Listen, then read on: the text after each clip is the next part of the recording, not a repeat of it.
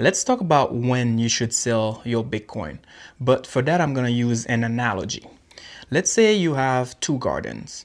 One of them is a very healthy garden where you get to eat apples every single week. And the other one is a very toxic garden where the soil is like messed up and maybe once in a while you get one good apple every other week. Now here and there will be a few tornadoes, a few storms that will affect your healthy garden.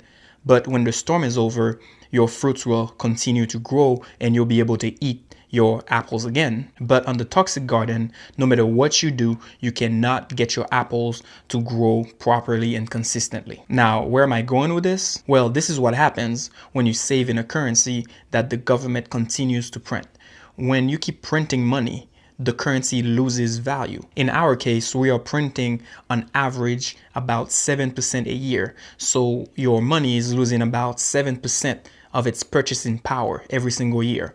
The number might still look the same, but the amount of stuff that you can buy is basically 7% less. Now, on the other hand, when you save in a currency that has a limited supply that the government cannot control and they cannot print, the value of that currency will not decrease over time. The toxic garden obviously represents fiat money and the healthy garden represents Bitcoin. This is why the graph of the purchasing power of the dollar has been going down over time and the graph of Bitcoin has been going up over time. Now, when should you sell your Bitcoin? Well, would you cut all your healthy apples to go plant them on the toxic field? No.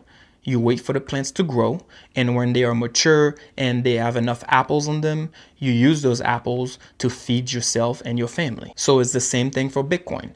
When your Bitcoin plant is all grown and mature and is enough to feed yourself and your family, you maybe sell a small portion of it to improve your lifestyle and to also help yourself and your family get out of poverty. Why would I sell something that is growing at 50% plus every single year to put it into something that is losing value at a rate of 7% a year?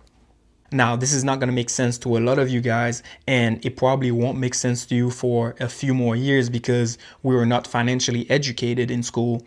But I hope at some point in the future, or maybe after you've read all the books that I've read, maybe this video will make sense to you. And also the interesting thing is learning about Bitcoin is not just learning about some digital coin. It also teaches you a lot about how our financial system works. Look, I hope some of you guys actually start looking into what Bitcoin is, and I hope some of you guys actually start reading those books.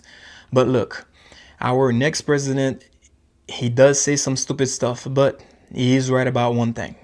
Never sell your Bitcoin, right?